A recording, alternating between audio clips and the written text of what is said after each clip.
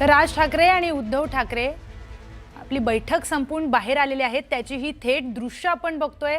थोड्याच वेळामध्ये एक संयुक्त पत्रकार परिषद होणार आहे आणि त्यामध्ये 1 नोव्हेंबरला जो काही मेळावा मोर्चा काढण्यात येणार आहे त्या संदर्भात ते माहिती देतील आणि आणखी काय खुलासे ते पत्रकार परिषदेमध्ये करतायत पाहणं महत्त्वाचं ठरणार आहे। 1 नोव्हेंबरला विरोधकांचा एक मोर्चा आहे, मोर्चा काढण्यात येणार आहे आणि त्याच संदर्भामध्ये आज एक महत्त्वाची बैठक पार पडलेली आहे।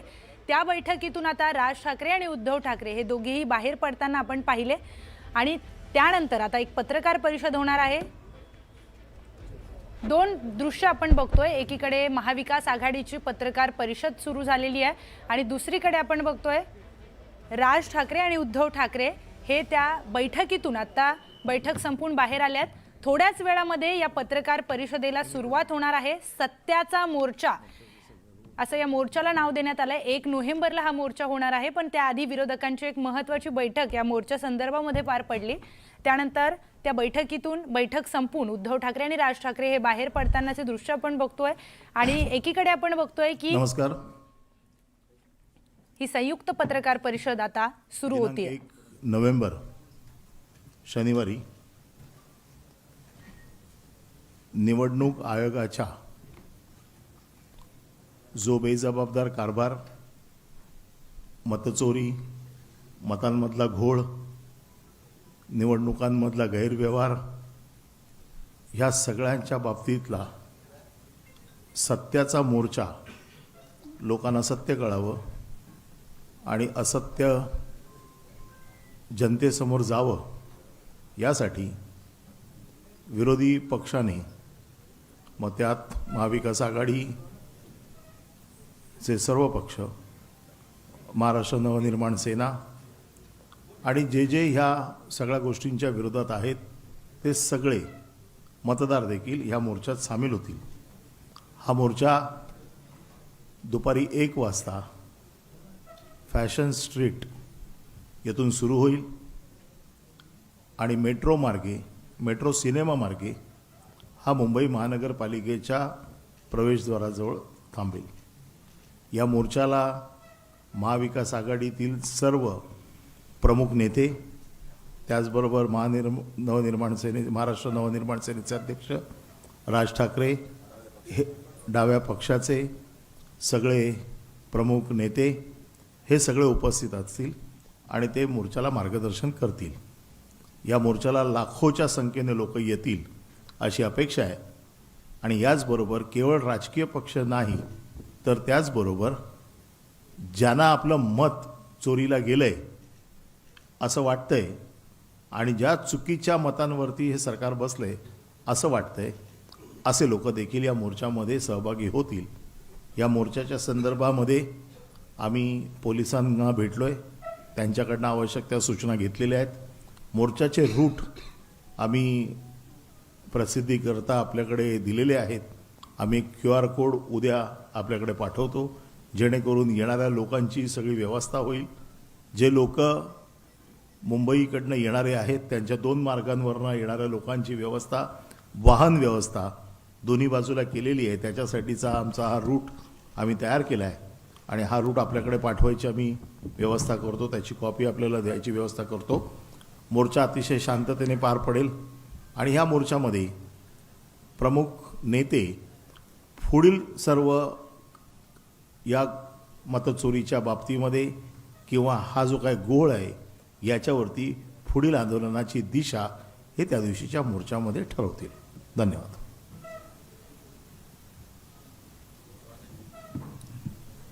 मी फक्त मोर्चाची माहिती देण्यासाठी आपल्यासमोर आलेलो आहे। या मोर्चाच्या संदर्भात काही आपल्याला विचारायचं असेल तर विचारू शकता।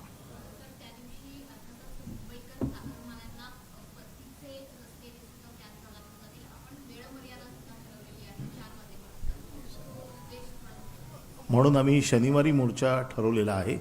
सर्वसाधारण मुंबईकरांना त्रास होऊ नये म्हणून मोर्चा हा 1 ते 4 या दरम्यानच आहे।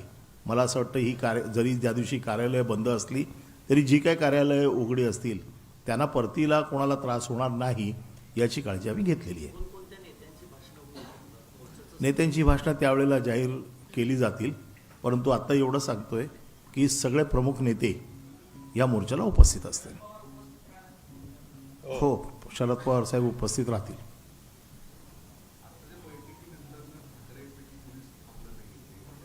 ते मोर्चामध्ये आपल्याला सगळं जे काही सांगायचं आहे त्यांना त्यांचे विचार मोर्चामध्ये मांडतील. ही मीटिंग जी होती ही मोर्चाच्या प्लॅनिंगची मीटिंग होती, प्रेस कॉन्फरन्स हां, नव्हती. त्यामुळे प्रेस कॉन्फरन्सची जबाबदारी नाही. आपण जो प्रश्न विचारत आहात की ठाकरे कुटुंबीय उपस्थित नाही, तर ही प्रेस कॉन्फरन्स नव्हती. ही मोर्चा कसा, कुठनं, काय विषय कसे घ्यायचे याच्या संबंधात चर्चा करण्यासाठीची मीटिंग होती. कारण का आता आम्ही डायरेक्ट सगळे 1 तारखेला भेटणार आहोत आणि मग मोर्चाची माहिती तुम्ही जाऊन खाली द्या असं काही प्रमुख नेत्यांवरती जबाबदारी टाकण्यात आली आणि त्याप्रमाणे अनिल परब आणि सगळे आम्ही इथे आलेलो आहोत आणि आपल्याला माहिती देतो.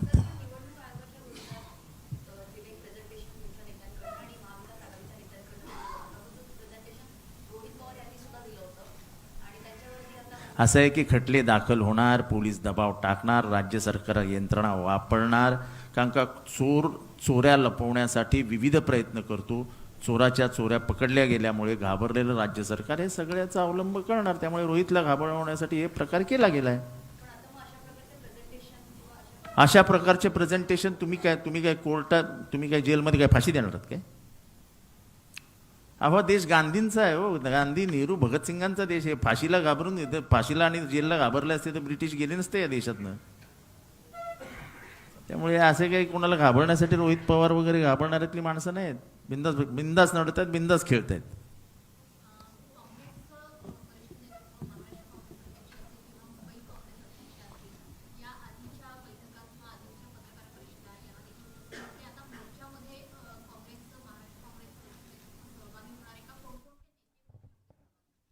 समजण्यासाठी हा मोर्चा आहे असं अनिल परब म्हणालेले आहेत. पूर्ण पाठिंबा या विषयाला आहे, कारण काँग्रेसचे नेते राहुल गांधीजींनीच या विषयाला वाचा फोडलेली आहे आणि त्यामुळे संपूर्ण देश पातळीवरती विरोधी पक्षांची जी काही एकजूट या विषयावर होते त्याचं मूळ कारण काँग्रेस पक्षाचं हे धोरण आणि काँग्रेस पक्षाची भूमिका या संदर्भामध्ये आहे. आणि त्यामुळे काँग्रेसचं नेतृत्व महाराष्ट्रातलं हे आपापल्या कामामध्ये व्यस्त असल्यामुळं आताच्या या मोर्चाच्या संदर्भामध्ये पाहायचं आलं तर वरिष्ठ नेतृत्व निश्चितपणे त्या ठिकाणी उपस्थित राहणार आहे. याच्यात काही शंका बाळगण्याचे कारण नाही.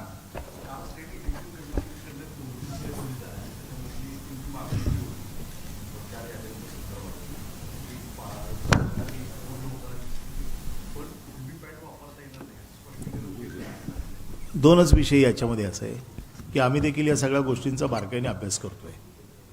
आमच्या ज्या मागण्या आहेत, आमची अतिशय स्पष्ट मागणी आहे की मतदार यादीमधला घोळ दुरुस्त करावा. आम्ही जे काही आक्षेप नोंदवलेले आहेत या आक्षेपावरती आम्हाला जो न्याय आम्ही मागितलेला आहे तो आम्हाला मिळाला पाहिजे. आता हे जे काल चोक्लिंगम साहेबांनी जे काही सांगितलेलं आहे याचा आम्ही देखील अभ्यास बारकाईने करतोय. परंतु आमच्या मागण्या ज्या आहेत, हा मोर्चा आम्ही जो काढतोय या आमच्या आणि मतदाराच्या ज्या मागण्या आहेत त्याच्यासाठी काढतोय.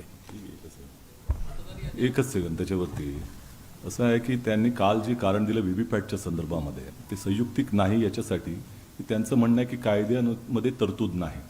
प्रश्न असा आहे की 2017 साली नांदेड वाघाळा मतदारसंघ ज्या महानगरपालिकेमध्ये एका वॉर्डामध्ये ह्याच व्हीव्हीपॅटचं टेस्टिंग करण्यात आलं होतं. त्यावेळेला कोणत्या कायद्यानं त्यांना बंधन घातलं होतं हा मूळ मुद्दा आहे. त्यामुळे राज्य निवडणूक आयोग ज्या पद्धतीनं आता सांगत आहे त्याला काही आधार नाही आहे. जाणीवपूर्वक अशा पद्धतीचं एक चित्र निर्माण केलं जाते असं आमचं म्हणणं आहे. मला वाटतं या सगळ्या विषयावरती आम्हाला मोर्चाचं जे काही मार्गदर्शन करायचं होतं ते आम्ही केलेलं आहे. बाकीच्या विषयासाठी आम्ही तुम्हाला वेगळे भेटू.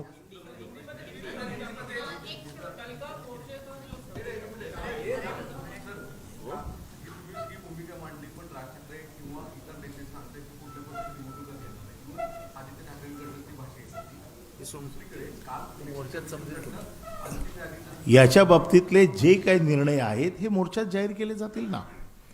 आता निर्णय जाहीर करण्यासाठीची पत्रकार परिषद नाही आहे.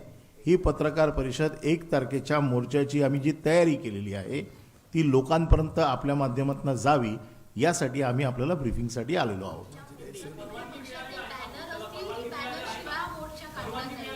आमची पोलीस आयुक्तांबरोबर बैठक झालेली आहे. त्यांच्या समवेत सगळ्या चर्चा झालेल्या आहेत. परवानगीचा अर्ज आम्ही दिलेला आहे. मोर्चाच्या अगोदर परवानगी मिळेल. सर्व पक्षीय सगळ्याच गोष्टी तुम्हाला आत्ता सांगितलं तर त्या दिवशी तुम्ही बघणार काय?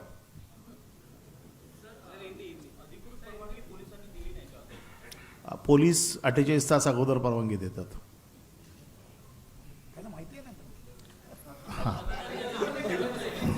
आम्ही अधिकृत मोर्चाचा रूप त्यांना सांगितलं.